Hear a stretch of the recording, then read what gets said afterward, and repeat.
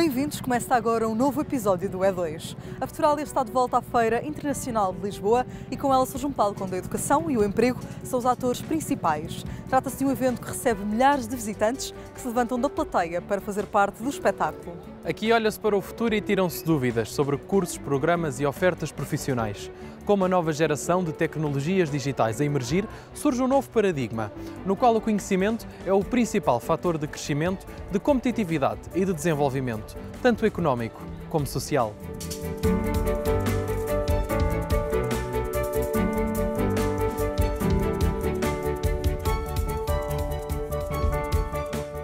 A pandemia de Covid-19 transformou o mundo e a verdade é que muitas dessas novidades vieram mesmo para ficar. O setor da educação não foi exceção e viu-se obrigado a adaptar as metodologias aos novos desafios, com recurso a tecnologias digitais. Mas de que forma se têm feito notar essas alterações? Para o ensino tecnológico mais eficiente, são necessários dispositivos eletrónicos e ligação à internet. Mas será possível garantir um acesso generalizado? Neste Repórter E2 equacionamos os desafios impostos pelo processo de digitalização das escolas, bem como as medidas e estratégias adotadas para fazer face a estes obstáculos. Os novos desafios impostos pela pandemia de Covid-19 exigiram uma adaptação rápida e eficiente no setor da educação. De um momento para o outro, as escolas, as universidades e os institutos de ensino superior viram-se obrigados a fechar e milhares de alunos transformaram as suas casas em salas de aula, com uma aprendizagem baseada nas novas tecnologias. O momento de pandemia foi um momento muito desafiante para a educação. Fechar as escolas, mas garantir que os nossos alunos e os nossos professores continuavam ligados e continuavam a trabalhar e os nossos alunos a aprender e os nossos professores a ensinar foi extremamente desafiante, mas enquanto desafio também foi muito transformador. Um período transformador, mas que acabou apenas por acelerar um processo já em marcha, que começou devido à necessidade de acompanhar uma sociedade cada vez mais digital. É um caminho que se iniciou há cerca de 2 anos com a criação, digamos, do grupo de trabalho de ensino à distância e que estamos a desenvolver um plano de ação para formar os docentes nas novas tecnologias, na nova inovação pedagógica e, simultaneamente, poder captar, digamos, estes mesmos interesses para a sala de aula que nos interessa, mas também para outros espaços fora da sala de aula. Aquilo que é o pensamento para a educação em Portugal já tinha em mente aquilo que consideramos a importância da transição digital. Termos cada vez mais nas nossas escolas um potencial de capacitação dos nossos alunos.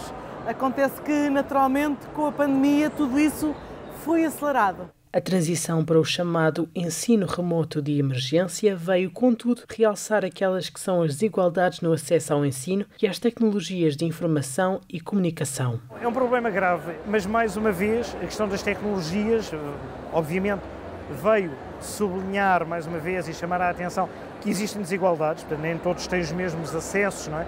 Não só à internet, mas a meios digitais, a meios informáticos. No sentido de poderem acompanhar as aulas. Claramente existe uma diferenciação e uma falta de equidade nesse aspecto e é um problema não só na educação, mas é um problema transversal na sociedade que estamos a construir, na sociedade global. Não tínhamos todas as famílias equipadas, não tínhamos todas as escolas equipadas.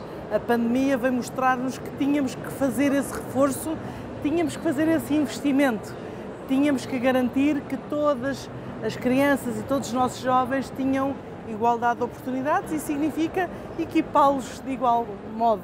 Como forma de atenuar estas desigualdades, torna-se também necessário capacitar os próprios professores e prepará-los para os desafios do ensino à distância. Não pode haver diferenciação dentro da sala de aula, não é? Portanto, não temos alunos de primeira, nem de segunda, nem de terceira. Os alunos são todos iguais, as capacidades e às vezes as bases são diferentes, como é óbvio, e os professores, por isso é que são professores, têm que ser dotados de ferramentas pedagógicas exatamente para poder chegar a todos, não é?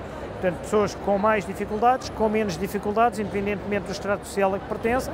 Hoje em dia, com as lições que se retirou da pandemia e com aquilo que ficou, eu direi que os professores estão mais bem preparados, os estudantes estão mais bem preparados, mas as instituições têm que adquirir programas de apoio ao ensino à distância. Isto é fulcral porque é, de facto, o futuro de ir ao encontro das necessidades daqueles que têm mais dificuldades no acesso direto e presencial. Apesar da crescente digitalização do ensino, continua a ser fundamental assegurar uma vertente mais humanista. É evidente que as tecnologias ajudam no processo pedagógico, no processo científico, ninguém põe isso em causa, mas nunca será uma substituição completa daquilo que é a tradição do ensino universitário, do ensino superior politécnico, especialmente ao nível de licenciatura e de primeiro ciclo, em que os alunos têm 17, 18, 19, 20 anos, em que estão ainda a formar a sua consciência social, os seus valores. Eu penso que o papel do professor é muito importante, a presença em sala de aula, a transmissão in loco do conhecimento, a troca de experiências, portanto, como eu digo, a humanização do ensino, aí não deve nem pode ser substituída. Com a digitalização da sociedade, as escolas, universidades e instituições de ensino superior passam a desempenhar um papel fundamental naquela que é a preparação do indivíduo enquanto cidadão no mundo cada vez mais tecnológico. E com um ensino mais prático que incentiva a criatividade e o raciocínio lógico, surgem novas exigências no mundo corporativo. Mais aptidões e mais competências, agora além das áreas de estudo dos jovens. Mas deverão ser as trajetórias profissionais lineares? Neste Senta-te e Explica, clarificamos os caminhos a seguir depois do término de um ciclo de estudos e damos a conhecer os vários cursos nos quais se pode ingressar pós-ensino superior. Estabelecemos ainda a diferença entre os 3 tipos de estágio e criamos uma ponte para o mundo do trabalho. Ora vê!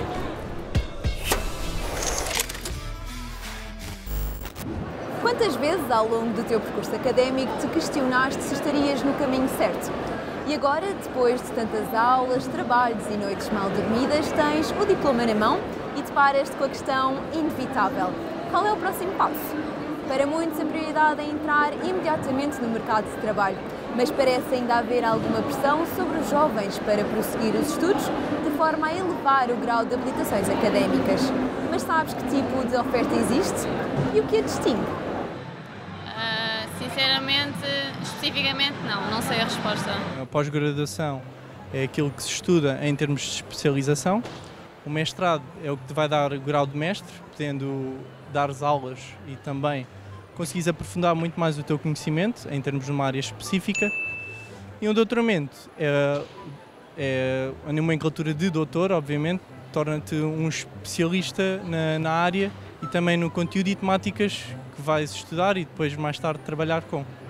Em Portugal, as instituições de ensino superior podem realizar cursos que, apesar de não conferirem um grau académico, conduzem à atribuição de um diploma.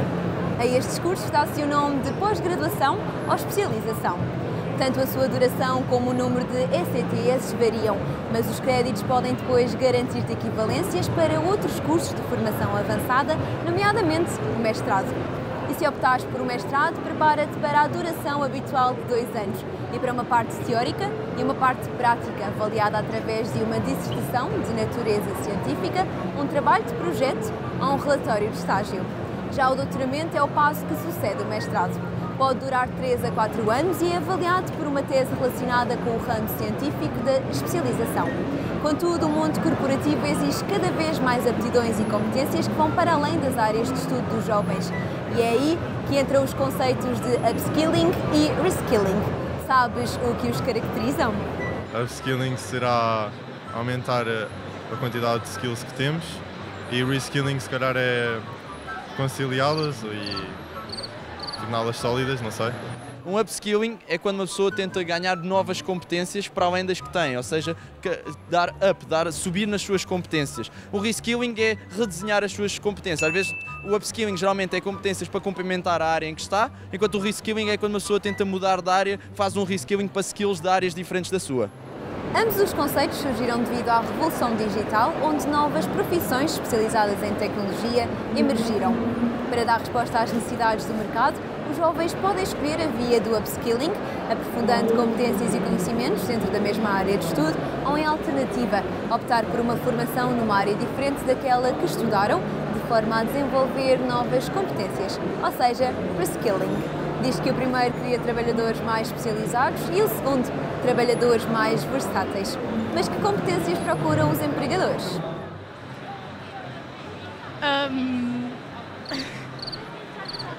Soft skills. Não sei também.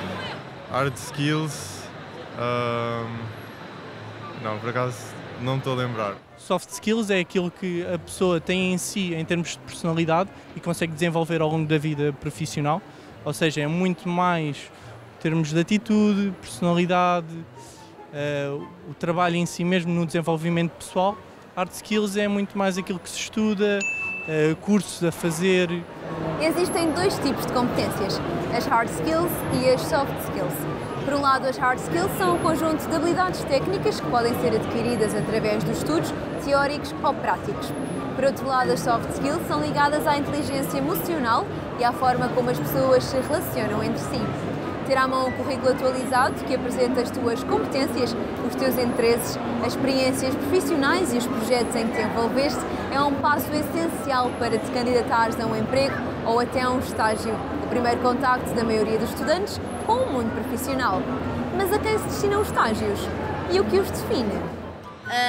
Há estágio em campo, não é? Existem os estágios profissionais, os estágios no âmbito académico e, do conhecimento que eu tenho, são esses estágios que conheço. Existem estágios curriculares, estágios profissionais e estágios extracurriculares. Existem três tipos de estágios: curriculares, extracurriculares e profissionais. Em primeiro lugar, os estágios curriculares são aqueles organizados pelas instituições de ensino superior e que normalmente fazem parte do plano de estudos. Já os extracurriculares são organizados pelas próprias empresas ou por iniciativa dos jovens e normalmente realizam-se ainda durante a licenciatura.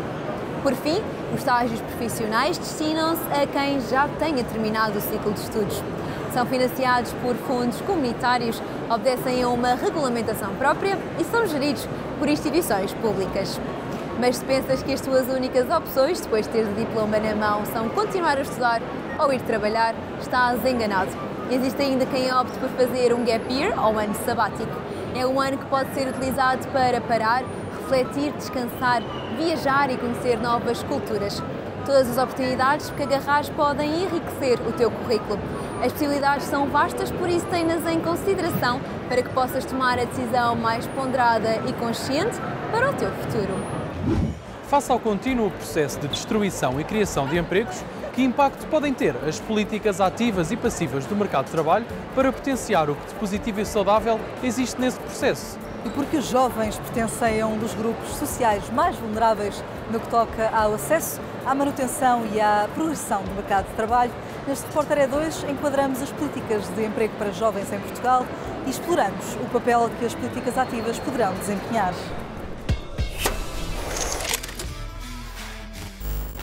Graças ao atual cenário económico, a sociedade contemporânea tem sido confrontada com uma crise de emprego, uma problemática que traz ao de cima desigualdades sociais. Os jovens são um dos grupos mais vulneráveis, já que acabam por ter um acesso condicionado ao mercado de trabalho e uma progressão de carreira mais demorada. Sendo um fenómeno inevitável, é importante perceber até que ponto as expectativas da população jovem vão ao encontro da realidade. Eu acho que vão sempre com as melhores expectativas, mas depois, por vezes, quando entramos no mercado de trabalho, ao primeiro contacto, nem sempre é aquele que vai de encontro à expectativa que nós criamos. Eu acho que reside muito na conjetura que nos é desfavorável, não só em Portugal, mas também além fronteiras, com a crise económica, com a guerra, e depois tem impacto no mercado e noutras vertentes.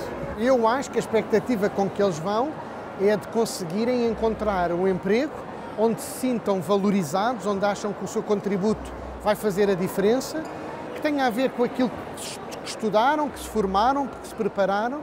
Muitas vezes, infelizmente, entre aquilo que procuram legitimamente e que esperam e aquilo que têm à espera, acaba por haver algum desencontro. Há quem considere que a atual geração jovem é a mais qualificada dos últimos tempos. No entanto, é também esta geração que enfrenta as maiores dificuldades no que diz respeito à entrada no mundo laboral. Segundo dados da Eurostat, quase 16% dos jovens portugueses entre os 15 e os 29 anos estão desempregados, ainda que muitos profissionais realcem um espírito audaz e criativo. A audácia dos mais jovens, que trazem novidade e que têm ainda um pensamento arriscado, junto de tutores que os possam ensinar já com mais experiência e que já fazem bem e há mais tempo, trará certamente um resultado que acrescenta a todos, quer ao jovem e quer ao empregador. Os mais jovens procuram locais de trabalho onde a conciliação da vida profissional com a vida pessoal, familiar, seja mais respeitada, mais promovida, mais enquadrada. Procuram organizações mais flexíveis, que percebam melhor as suas necessidades, querem sentir que pertencem a projetos, a equipas. A criação de estágios profissionais é uma das medidas utilizadas pelas empresas para que os jovens se sintam mais integrados nos projetos. Desta forma, é oferecida à população jovem um contacto mais direto com a realidade do mercado de trabalho que lhes permite colocar em prática os conhecimentos adquiridos ao longo da sua formação e ainda obter alguma experiência. A questão do estágio é então aqui um elemento que eu considero que possa fazer a diferença para também dar mais confiança ao formando. Os nossos jovens pedem que o governo português permita que em todo o ensino secundário seja também possível fazerem estágios práticos. Isso vai permitir que cada vez mais cedo eles tenham contacto com a realidade laboral, mas também aquilo que gostam de fazer ou, sobretudo, aquilo que eles não gostam de fazer e o que é que eles querem especializar. Os jovens trazem consigo muitos conhecimentos que muitas vezes as empresas nem sabem que precisam deles. Além dos estágios, é necessário haver uma maior promoção e desenvolvimento no que toca ao acesso ao mercado de trabalho. Para isso, têm sido desenvolvidas medidas sociais ativas, de forma a ajudar jovens desempregados a encontrar uma primeira ou nova experiência no mercado de trabalho. Os principais objetivos são o combate ao desemprego e o aumento da produtividade na população jovem. Nós temos estado ultimamente a trabalhar muito com o Secretário de Estado do Trabalho para dar respostas e tentarmos perceber essa solução perfeita para diminuir a taxa de empregabilidade jovem em Portugal. No abrigo do PRR temos uma medida que se chama Compromisso Emprego Sustentável. O que é que nós estamos a fazer? Estamos a dizer às empresas, às organizações, que se contratarem pessoas, incluindo jovens, sem termo, ou seja, sem ser o famoso contrato a prazo, que têm um incentivo financeiro, temos um conjunto de medidas que procuram precisamente combater essa precariedade, valorizar os jovens no mercado de trabalho. Acho que estamos a mudar, há casos para todos os gostos. Agora, aquilo que eu contacto com as empresas, aquilo que eu noto, aquilo que eu vejo dos relatórios, dos estudos, há uma tendência hoje, felizmente, para valorizar os mais jovens e abrir as portas mais cedo ao mercado de trabalho. As dificuldades económicas, financeiras e sociais levam a que os jovens procurem estratégias para solucionar tanto o problema de serem os últimos a ser contratados, como de serem os primeiros a ser despedidos. Ao longo dos anos, tem-se vindo a assistir a uma redução expressiva nos dados relativos às taxas de desempregabilidade e precariedade. Ainda assim, existe espaço para as transformações necessárias, de forma a que o mercado de trabalho se torne menos condicionado, especialmente para a população jovem. A transição digital pressupõe reformas e investimentos nas áreas da digitalização de empresas, do Estado e no fornecimento de competências digitais na educação, saúde, cultura e gestão florestal.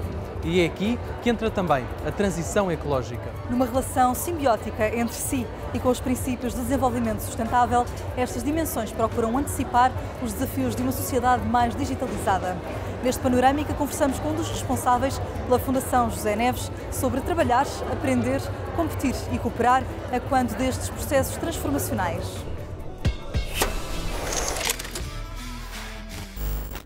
O nosso convidado é licenciado em Engenharia de Sistemas e Informática pela Universidade de Minho. Foi secretário de Estado do Empreendedorismo, Competitividade e Inovação e tem mais de 17 anos de experiência no setor das tecnologias de informação e comunicação. Neste Panorâmica, temos a oportunidade de conversar com Carlos Oliveira sobre os desafios que se colocam na transição digital e ecológica no mundo da indústria, do trabalho e da educação. Carlos, muito obrigada por ter aceitado o nosso convite para estar aqui hoje. No âmbito da resistência estratégica da economia europeia, a presidência checa afirmou, e passo a citar, que as transições verdes e digitais devem ser implementadas de forma a promover a convergência com as regiões mais avançadas e salientam ainda a necessidade de apoiar o desenvolvimento das competências dos europeus para se adaptarem às circunstâncias em mudança, que será sempre um pré-requisito para a competitividade global da União Europeia. Começo por lhe perguntar em que consiste realmente a transição digital e tecnológica. Bom, isso é de facto uma pergunta que não é muito simples de responder, porque não há propriamente uma definição unânime sobre aquilo que é uma transição digital e a transição ecológica. A digital tem essencialmente a ver com como é que estas novas tecnologias que se têm desenvolvido nas últimas décadas e que nos últimos anos têm tido uma evolução muito grande, são utilizadas pela sociedade, seja empresas, pelos governos, pelas pessoas individualmente, por todas as instituições, para nos darem uma vida melhor. E por outro lado estamos ao mesmo tempo, por uma razão distinta, a perceber que não é sustentável aquilo que, enquanto seres humanos, temos vindo a fazer ao planeta e, portanto, aí é uma transição que parte de uma consciencialização cada vez maior de toda a sociedade e de todo o mundo de que temos que fazer de forma diferente, de forma mais eficiente, de forma mais sustentável, para que os recursos que são finitos e que podem estragar este nosso planeta não o façam. E que impactos positivos ou negativos é que esta transição digital e também ecológica poderá trazer? Por um lado, estas transformações implicam investimento, seja pelas pessoas, na sua formação, na aprendizagem, no terem as qualificações adequadas para poderem navegar essa onda, quer do outro lado às empresas e aos Estados, porque têm que fazer investimentos, têm impactos naquilo que era o seu status quo e, portanto, têm impactos muitas vezes negativos numa fase de transição, mas as boas notícias é que estas transformações trazem também criação de novos empregos, de novas profissões e, portanto, não sei e acho que ninguém pode dizer se o saldo é neutro do que se perde e do que se ganha ou se é negativo ou positivo, mas de facto eu acho que temos que ser mais positivos no sentido de acreditarmos que com as competências adequadas vamos ter mais oportunidades. A transição para um mundo mais sustentável só será possível com a transformação digital da sociedade em que vivemos e este é um dos 17 Objetivos de Desenvolvimento Sustentável a atingir até 2030. E tudo começa na educação, sem a qual não é possível fazer toda esta transformação. Em junho de 2022, o Conselho da União Europeia adotou uma recomendação sobre a aprendizagem em prol da transição ecológica e desenvolvimento sustentável. Por que é tão importante realizar esta abordagem junto dos alunos dentro desta temática? Eu diria que é importante dentro dos alunos, dos jovens, mas se calhar ainda mais importante nos adultos, porque efetivamente são a população que vem de uma realidade diferente em que essas preocupações ou não existiam do ponto de vista ecológico ou eram muito menos marcadas porque os impactos também eram menos conhecidos ou ainda menos vistos ou menos estudados. Portanto, eu penso que isto é, e a formação, competências, a educação à volta desta área, o integrar os Objetivos de Desenvolvimento Sustentável nos próprios currícula formativos, seja do ensino secundário, seja do ensino superior, é importante para a sensibilização da sociedade para a importância destes objetivos. E considera que Portugal está preparado para se adaptar a este novo modelo? Eu considero que Portugal está atrasado e está a dar muito poucos passos no presente para essa adaptação. Mas nós, em particular, estamos ainda, na minha perspectiva, bastante atrasados porque ainda nem sequer fizemos a discussão de fundo para onde queremos ir.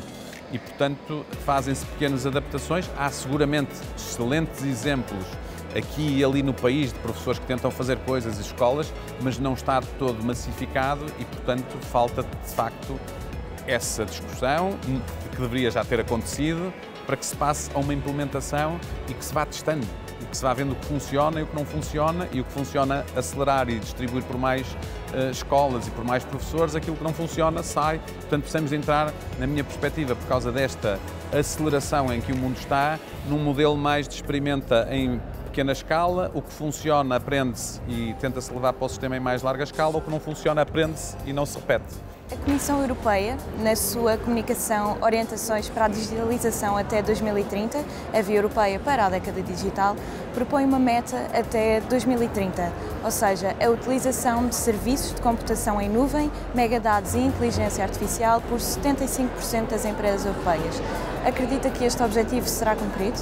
Eu diria, as grandes empresas seguramente e as médias seguramente, as mais pequeninas eu diria que vão utilizar algumas dessas coisas, provavelmente não tudo, mas a realidade é esta, é que isso também, em particular para as empresas mais pequenas, portanto para as PMEs, está muito dependente daquilo que são, digamos, os serviços que elas vão usar e muitos desses serviços já hoje e daqui a muito pouco tempo vão ter inteligência artificial, já há muitos desses serviços que estão na cloud e portanto eu diria que é provavelmente atingível, mas mais do que provavelmente atingível é muito desejável porque os negócios vão ter que se adaptar a este mundo digital. E num mundo cada vez mais digitalizado e mais competitivo, quais são então as competências que um indivíduo singular, uma empresa, devem ter para se poderem distinguir? Há muitas competências aí importantes de base, mais técnicas, aquilo que são muitas vezes chamadas as hard skills, que se aprendem fazendo cursos de formação, que se aprendem na universidade, que se aprendem nos institutos politécnicos, mas há uma parte que é fundamental e que é exatamente aquilo que tem a ver com a humanização do digital, que são as competências socioemocionais. Portanto, eu acredito que grande parte da diferenciação dos indivíduos e do sucesso de cada um de nós no futuro, apesar de estarmos cada vez mais numa economia digital, é o desenvolvimento das nossas capacidades socioemocionais. Como é que eu trabalho em equipa, como é que eu expresso ideias, como é que eu comunico, como é que eu interajo, como é que eu tenho pensamento crítico. Portanto, aquelas competências que são muito mais difíceis de serem ensinadas, mas que são muitas vezes as competências que são desenvolvidas pela experimentação. Essa experimentação permite desenvolver precisamente essas competências e cada vez mais, na minha perspectiva, essas são aquelas que diferenciam as pessoas. E quais são os limites da transição digital? Os limites da transição digital serão aqueles que nós acharmos, enquanto sociedade, que devem ser. Aquilo que possa ir contra o bem-estar humano e do planeta e dos seres vivos deve ser aquilo que deve ser restringido ou que se deve ter muito cuidado, porque a tecnologia vai nos permitir fazer coisas que nós nem imaginamos hoje e que podem ter impactos, e muitas serão boas, mas também haverá seguramente potenciais más utilizações da tecnologia, e é aí que tem que haver, de facto, proteção e cuidados a muitos níveis distintos. Carlos, mais uma vez, muito obrigada por ter aceitado o nosso convite. E termina assim mais um Panorâmica, desta vez sobre a transição digital e ecológica e os seus desafios. A evolução digital na educação é um caminho importante para a construção de uma sociedade mais sólida e eficiente. Durante o percurso académico, os estudantes são constantemente desafiados e os alunos de hoje são os profissionais de amanhã. As cortinas fecham-se na Futuralia e o episódio de hoje chega ao fim. Entretanto, acompanhem-nos online nas nossas redes sociais digitais. Podem ainda assistir aos nossos conteúdos na RTP Play ou no YouTube, em E2ESCS. Tenham uma excelente semana. Até breve.